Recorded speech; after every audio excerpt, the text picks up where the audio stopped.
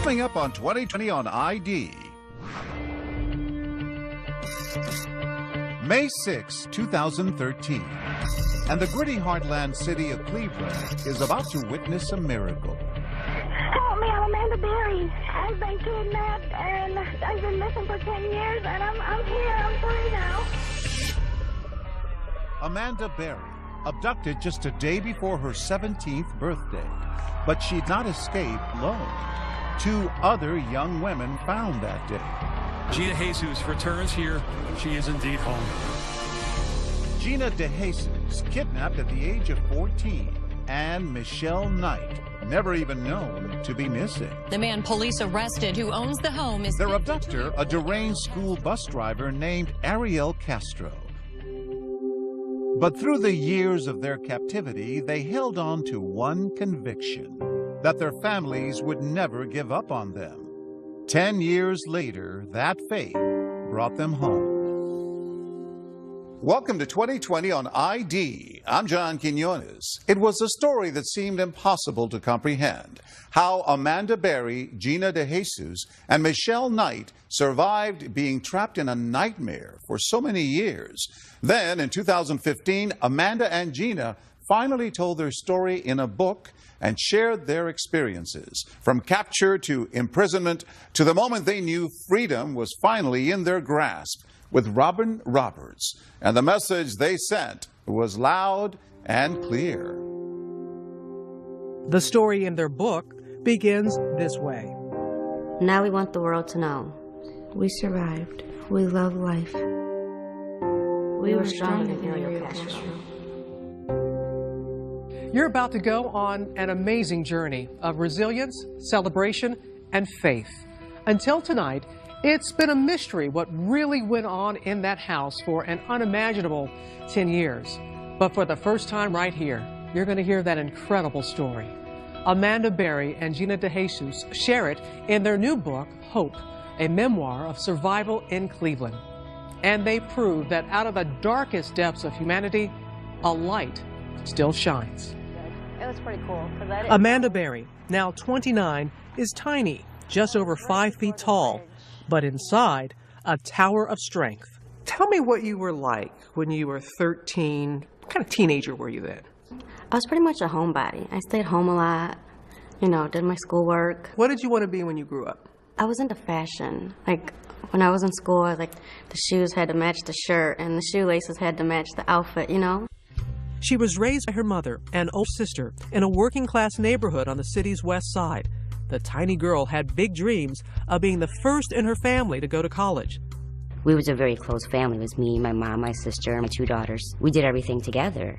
There was not a time that she didn't call and let us know where she was.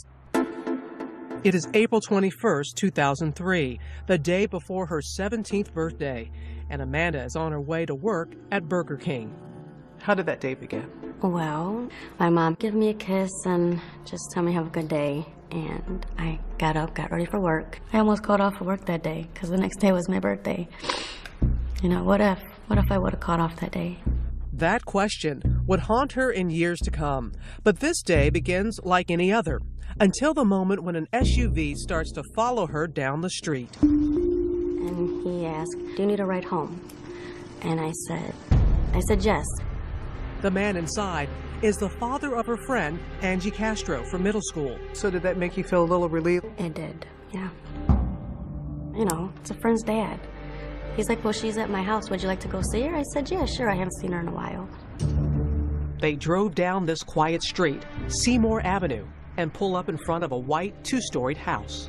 And what happened when you went into the house? Well, he said, "Oh, well, the bedroom door's closed. I think maybe she's taking a bath." So he said, "Well, just wait." So he started showing me around the house.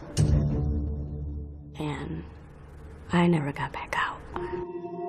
Moments after stepping through the door, Amanda knows she is in trouble. Castro takes her upstairs and shows her something strange, a mystery woman sleeping in a bedroom in front of a television set. When I seen her, it was like a little peephole that the doorknob was supposed to go in. So that's all I saw. She would later learn that woman, 22-year-old Michelle Knight, in Castro's prison for almost a year. And did he tell you? That was his roommate. Her memories of what happened next are still raw. When he took me to the next bedroom, and it was just really dark in there, and he didn't turn on the lights, and there was a little room off of the bigger bedroom, kind of a big closet, and he took me in there, and he told me to pull down my pants. And from there I knew, like, this was not gonna be good. Amanda has just become Castro's second prisoner. When he took me to the basement, he taped my wrist and he taped my ankles, and he put a belt around my ankles over the tape, and then he put a helmet over my head. And he said, just be quiet and don't make any noise, and I'll take you home. The visor of that black helmet is now fogged by her tears. He chained me up to this pole, and it was like a really thick chain, like a motor chain or something. And he just left me there. He shut the lights off and put a little TV there, and I was just left in the dark. I just started screaming and crying, and somebody, please help me, you know, and nobody came. So you're there in the dark, you're chained up. Lord only knows what you had to be thinking. I was so scared that I was gonna die. I didn't think that I was gonna ever make it home. Just a 10-minute drive away, her sister Beth is worrying about why Amanda never came home. So her mother calls the police. We left her a message. By the third phone call with no answer, we knew something was wrong because 90% of the time she's going to answer that phone. The neighborhood around Amanda's home becomes ground zero for the investigation. FBI Special Agent Tim Kalanick, head of the Violent Crimes Unit, knows that the road ahead is far from easy. Missing person cases are probably the most difficult cases that we work. And the reason is because it really is the needle in a haystack.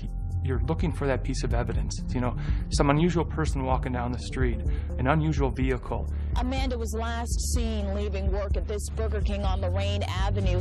All across the city, the news of her abduction makes headlines as the search for the missing teenager begins. Her sister is posting Amanda's picture. She hopes for the best. And in that White House on Seymour Avenue, Amanda is watching her mother, her sister, her own story slowly unfold in the bitter grays of a tiny black and white TV. Keep her going on the news media, any flyers I can do. I wanted her to know that we was fighting for her and we wasn't going to give up until we knew where she was or what had happened. What went through your mind when you were watching that as you were chained? That kept me going. And I said, you know what, I'm going to make it home to you. As long as you fight, I'm going to fight. It is day 4 of Amanda's abduction. Castro has moved her to an upstairs bedroom, chaining her to a radiator. The hours are crawling by. The loneliness, the isolation, Amanda, that you must have felt. How did you deal with that? Well, the first week I was there, it was really tough. So I asked for maybe a coloring book and something I can write in a journal or something. The first thing he gives her is a diary with a tiny lock and key. Her first entry, written by the flickering light of the television. I just can't wait to go home. I'm 17 now, but don't have a life. But he told me I'm young and I will go home before summer, another 2 months. It would be 10 years before she would return home. When we come back, Amanda's private diary, her secret code to trap him. Next.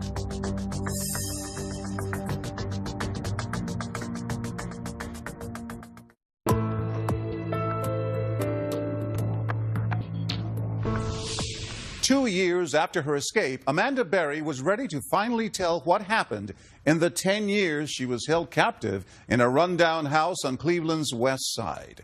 Robin Roberts picks up the story as the shock of the first days gives way to a routine that is more horrific than anyone could imagine.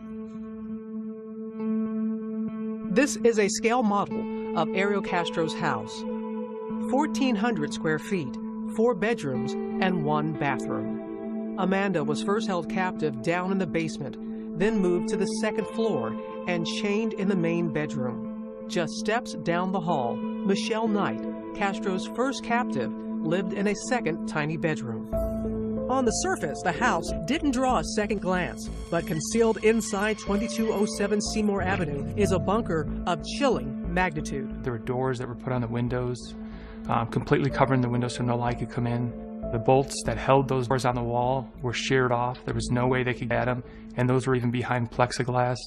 Its owner, Ariel Castro, is 5 feet 7 inches tall and a recluse. His only known hobby,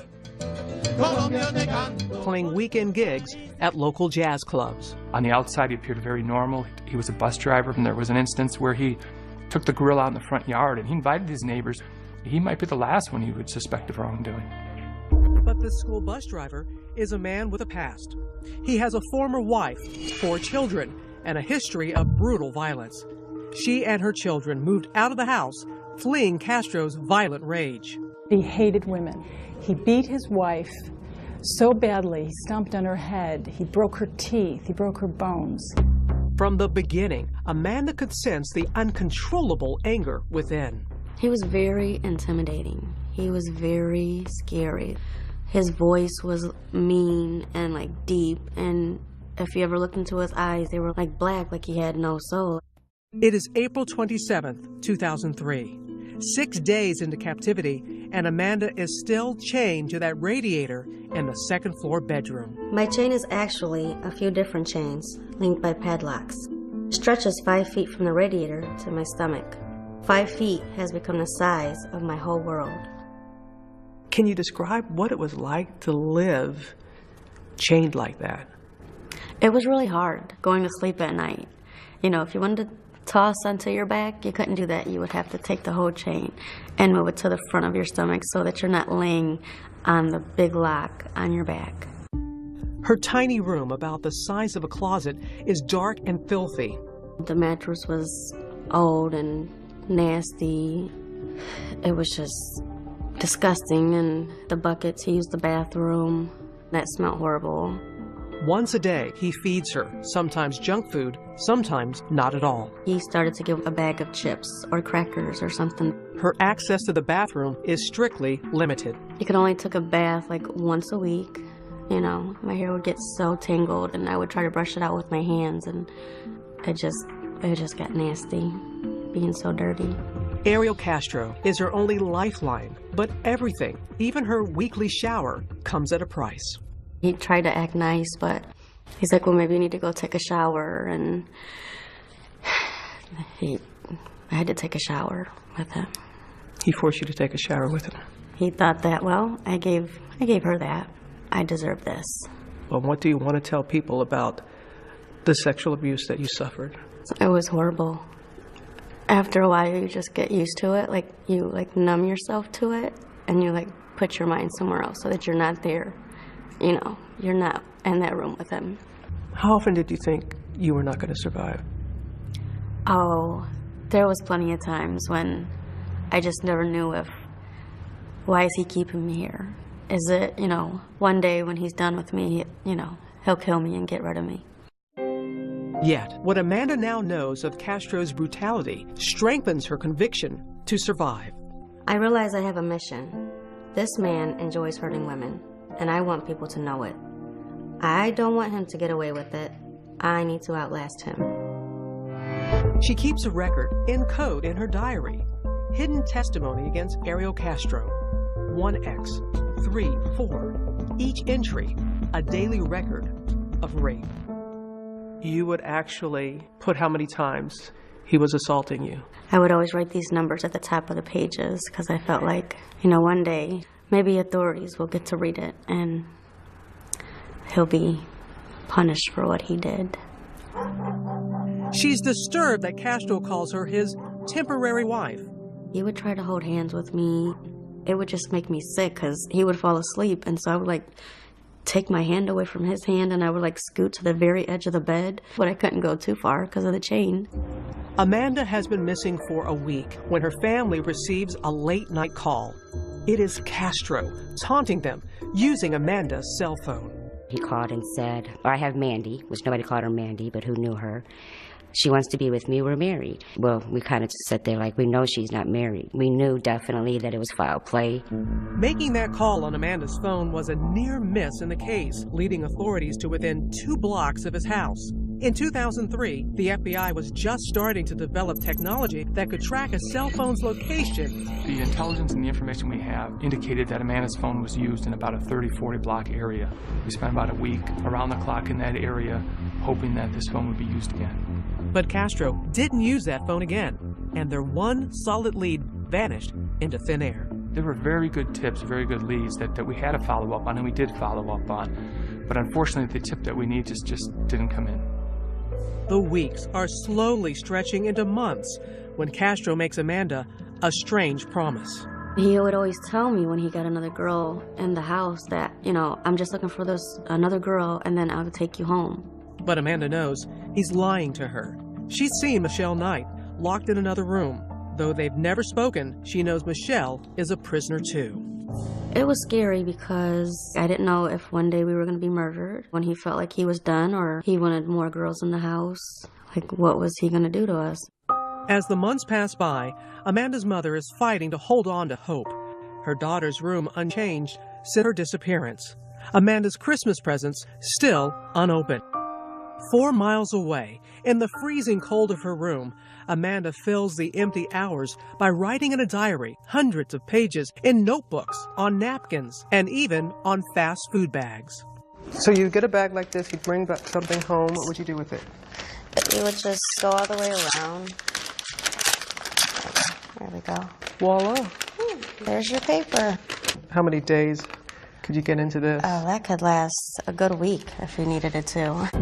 Amanda has been a prisoner for almost a year when Castro goes on the prowl again, hunting just 5 blocks away from the street where he kidnapped Amanda.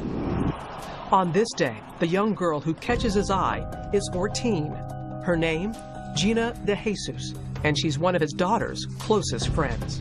He pulls over to me, and then I got in the car, and then he would say he's going to turn around, and he never turned around. Gina De Jesus is about to become Castro's 3rd victim. Stay with us.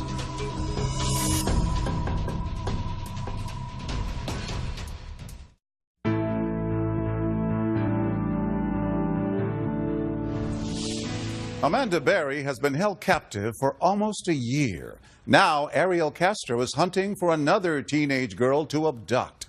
And he doesn't have to look far. Once again, here's Robin Roberts. Her spirit is in her smile. Gina De Jesus, age 14, the baby of the family. She loves to dance. I like you. Now 25, she still has the sweetness of the 14-year-old girl she once was. What are words that describe what kind of 14-year-old you were? Outgoing. I like to go outside and hang out with my friends, go skating.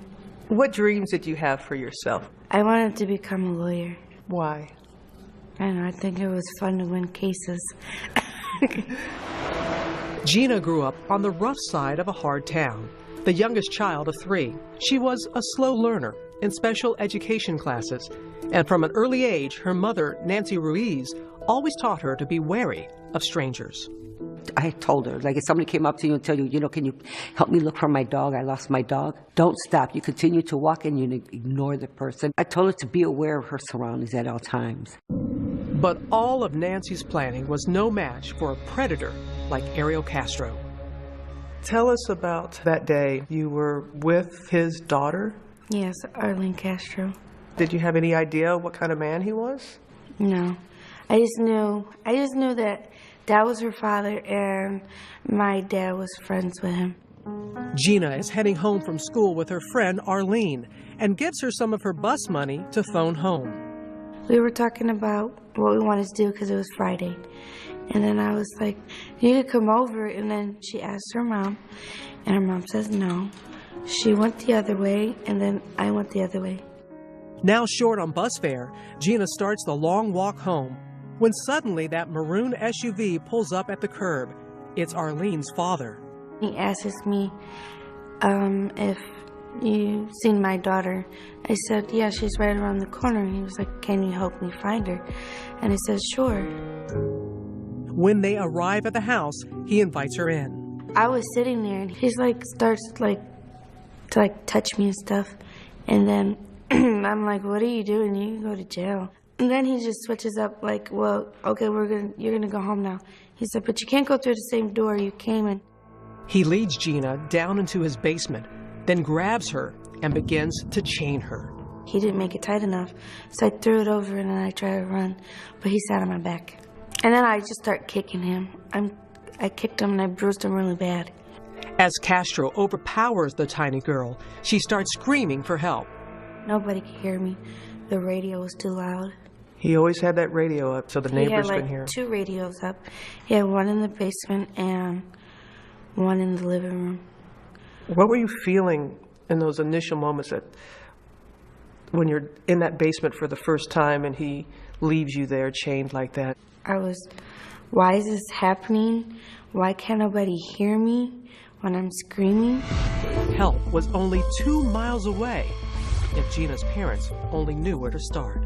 I went searching everywhere. Dumpsters, schools, empty buildings. The police feverishly search for clues, now suspecting that there is a serial criminal on the loose. By air, on ground, every inch of Cleveland's west side under the microscope. For the first few weeks, Gina is traumatized by Castro's disturbing behavior. He would take my hair and put it in his mouth. I don't know why he did it, but it was gross. When was the first time that he took advantage of you? May 7th. She still remembers the exact date, but it's still too painful to say more. What are you comfortable in sharing and telling us about that?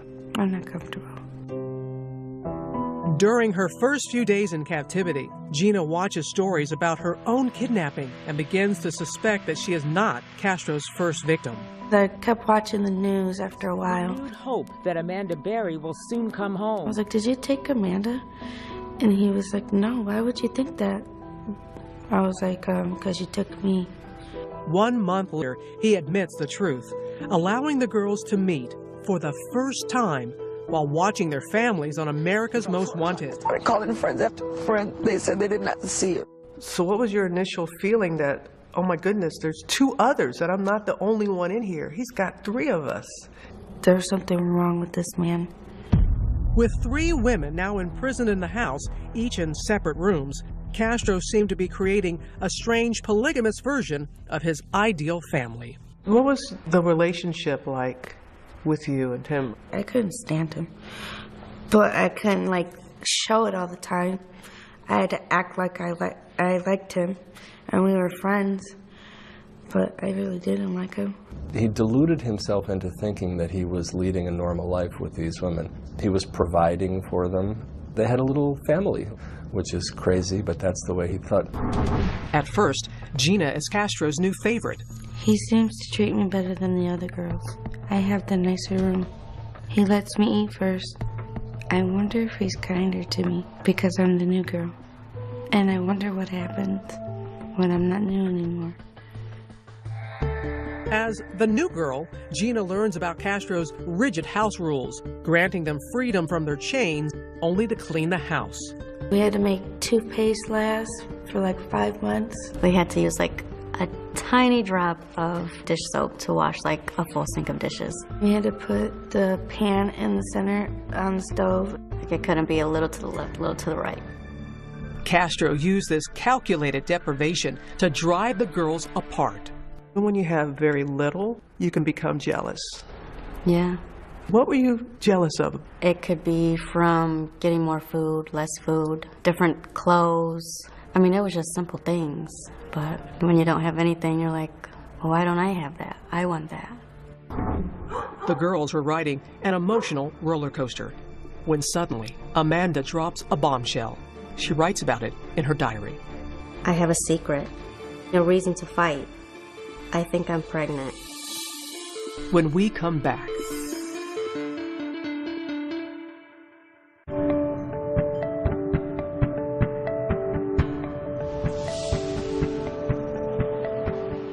3 more years have passed in that house on Seymour Avenue.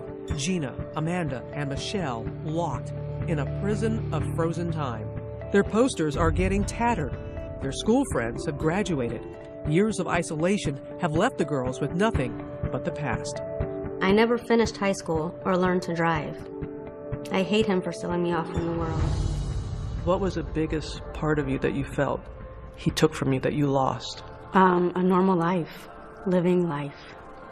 As a normal teenage girl, having birthdays or going to a prom, having no fun times as just a regular teenager. Still, they hold fast to the memories of their family's love. Ironically, Castro gives the girls this stencil. They trace the word hope to ward off despair. I got that when he went to the yard sale. I thought it was so random. What did it mean to you? It gave me hope to come home one day. Their only window to the outside world is that black and white television.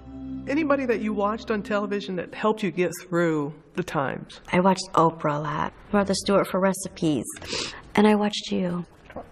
You watched me. I remember during Hurricane Katrina, I saw everything that you went through. Robin Roberts is live. My family had barely survived the hurricane's devastation. Hey, sister's okay? They're all right. And the house? I gotta say, Amanda, you saying that? It reaffirms to you that you never know who's watching. You never do. And Amanda is watching when her mother appears on the Montel Williams show with psychic Sylvia Brown. I would watch her every time she was on Montel, and I'd say, I wish my mom would go on there. And then she could tell my mom that I was alive and that I'm okay. But Sylvia Brown breaks Luana's hope. I just hate that she's not alive, honey. I just broke down crying because I couldn't believe she said that. And then my mom broke down crying, so that hurt even worse. 2 years later, Amanda learns on a news report that her mother has passed. For 3 years, Luana Miller fought hard to find Amanda. I think that was the hardest part of being in there. She was always fighting, and she was never going to give up on me. And for her to get sick, and I couldn't be there with her. I couldn't help her when she was sick. Isolated by loss, sometimes Amanda has only Castro. So he came in the room, and I was just really sad, and I started talking to him, and he's like, everything's going to be okay. Everything's going to turn out all right. And so I asked him for a hug, and we hugged. There had to be a part of you that was thinking, what in the world? There was, but then there was another part of me like, I needed that. I needed like a human caring touch instead of everything that he always did, which was not caring. It is Amanda's 20th birthday when Hope makes an unexpected visit. I think I'm pregnant. I think my mom sent this baby. Someone helped pull me through. I think it's sending me a miracle. When you first realized that you were pregnant, what went through your mind? I was terrified. I mean, I barely eat, and I'm chained to a wall, and I have a bucket for a bathroom. It is early in the morning on Christmas Day, 2006, and Amanda Berry is in labor. He went and got Michelle, and he got this baby pool because he didn't want, a mess on the bed, so. She strips off her clothes and gets into that inflatable wading pool. Michelle was kind of just talking to me, like, relax, calm down, you're okay. And he sat in the rocking chair right there, just reading this book about, like, birth and stuff. Just hours later, baby Jocelyn emerges into her surreal world. What was it like for you, Amanda, when you looked in her eyes for the first time? It was amazing because she was so quiet, and she was just the most beautiful thing. You hear of rape victims who have a child. How do you just wrap your mind around it and make it work? At first that's what I was worried about. This is his kid. How do I feel about that? And she resembled him a lot. And I would look at her and I just felt like, she's mine. She's mine. At first, Castro's so afraid of raising questions, he buys no supplies for the baby. her first outfit was one of his socks, and he cut out like 2 holes for her legs, and then he cut out another sock, and then he cut 2 arms out, and that was like a little dress for her. From day one of Jocelyn's life, Amanda fights for normal in the most abnormal of places. She covers the doors over her windows with a bright shower curtain. She pastes the alphabet up on a wall.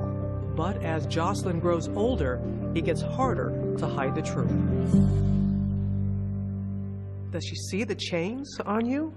Yeah. So he started to call them like bracelets. And she was about 3 years old. And he finally took the chains off. That was because of Jocelyn. What was her relationship like with her father? Normal. She loved him and he loved her. Did you ever worry that he was going to harm her? I was. Would he touch her? Would he ever think about touching her? Because, you know, he had his problems. Despite those fears, she says Castro is a good father. Though Jocelyn is almost 3 before he consents to her first walk outside in the sun. She had never been to parks before and seen little kids like herself. One of the best times when you looked out and you saw the sunlight on her face for the first time. It was the most beautiful thing. I just felt like that's where she should always be. It's the beginning of a new chapter in Jocelyn's life, going outside, attending Sunday services. Her room is now filled with toys. Castro's love for Jocelyn is turning him into a different man. He really didn't know what to do because this adorable little girl saying, I want to go outside and see the ice cream man. I want to go and see the snow. And the more she led him outside, kind of the more likely it was that his jail was going to one day burst apart.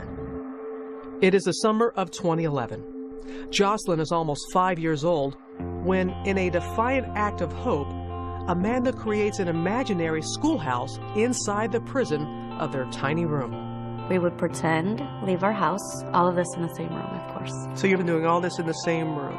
Yeah. I would tell her, okay, we're at a street now, so you gotta stop. And then you look both ways for cars, and then we can go across the street. Okay, we're at school now, so and then I'd sit her at her little desk and tell her, you have a good day at school now, Mommy will be back later for you. They would travel together on that imaginary journey every day of Jocelyn's kindergarten year. When we come back, how they nearly escaped. His daughter was right there, 10 feet away. Did you think about if we yell? Next.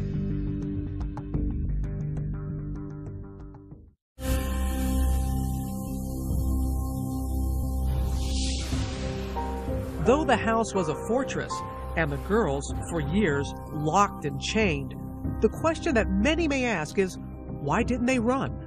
I thought about putting rat poison in his beans and then spraying like pine sol in his eyes, but he was always a step ahead of what I was doing. Both girls admit there were opportunities that slipped away. Once, when Gina's friend Arlene Castro stopped by, he moved and chained all 3 girls in the basement. The 3 of you were in the basement, and his daughter was right there. Arlene was just 10 feet away. Yeah, we can hear him laughing and talking. Still, they remained silent. Did you think about if we yell? She's right there, we're right there.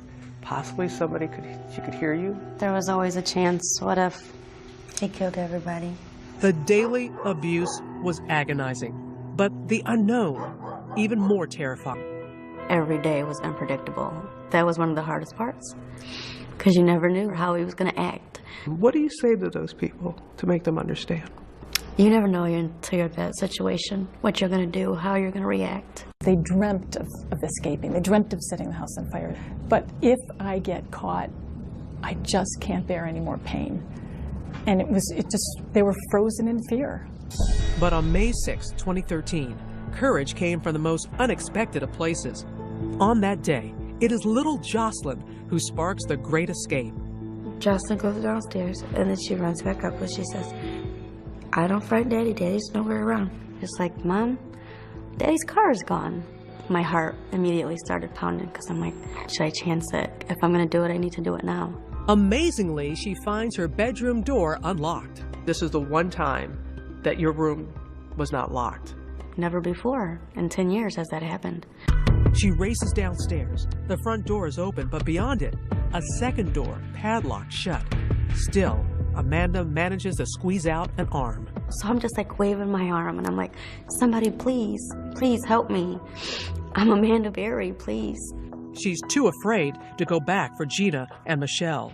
I turned to Michelle, I'm like, we could run. But then once Michelle gets pumped, I talked her out of it. Why'd you talk her out of it? I thought that Amanda got caught.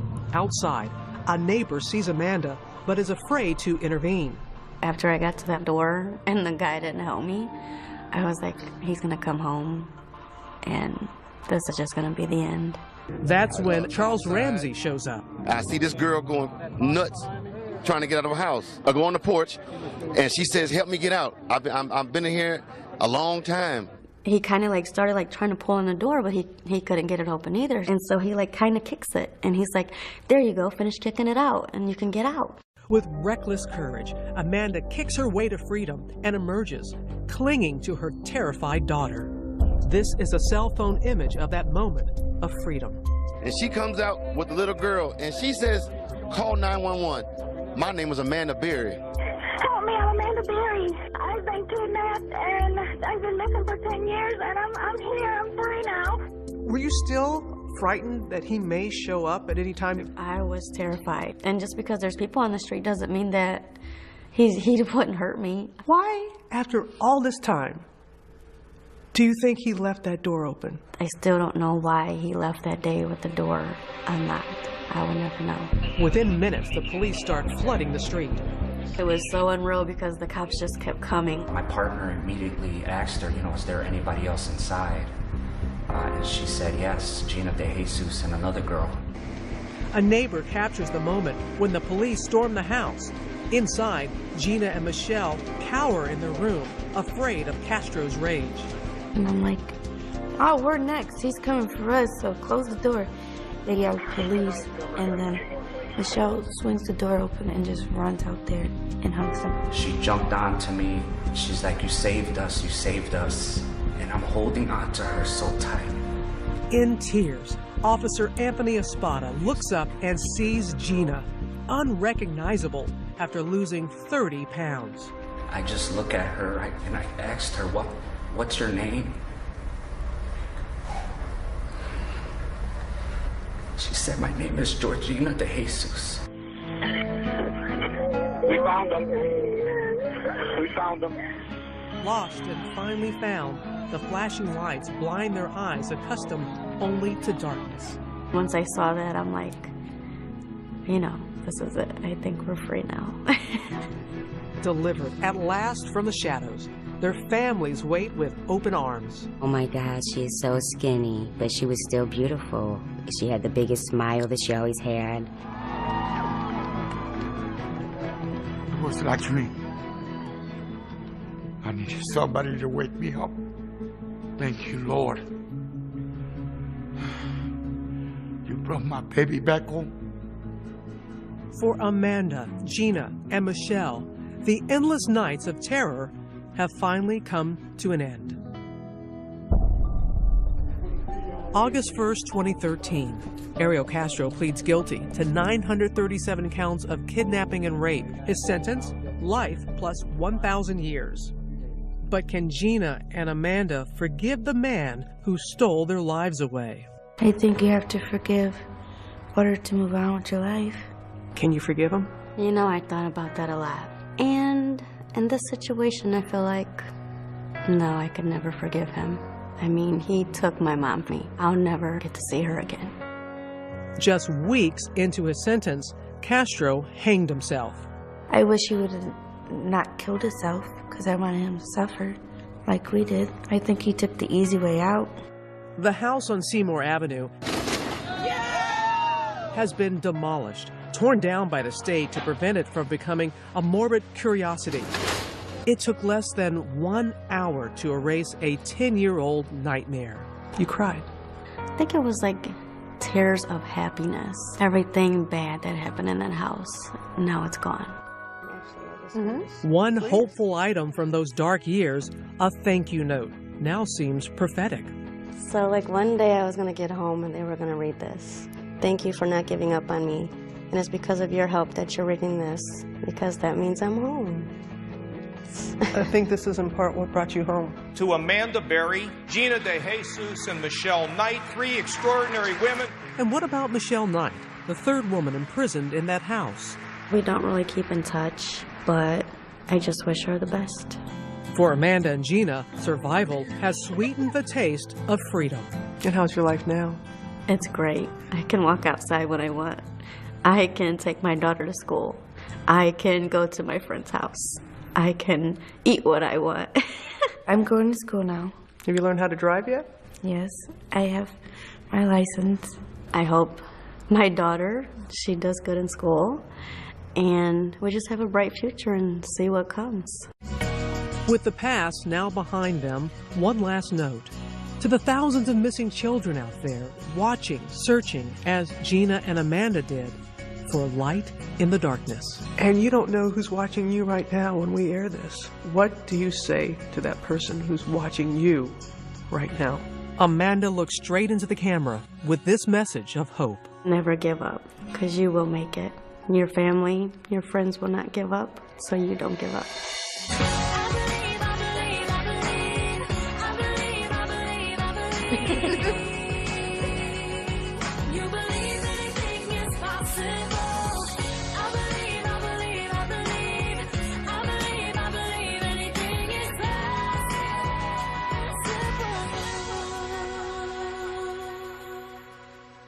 Two years after their escape, another milestone for Amanda Berry and Gina DeJesus. Both women received honorary degrees from John Marshall High School in Cleveland, the school Amanda was attending when Ariel Castro abducted her. I'm John Quinones. Please join us next time for another edition of 2020 on ID.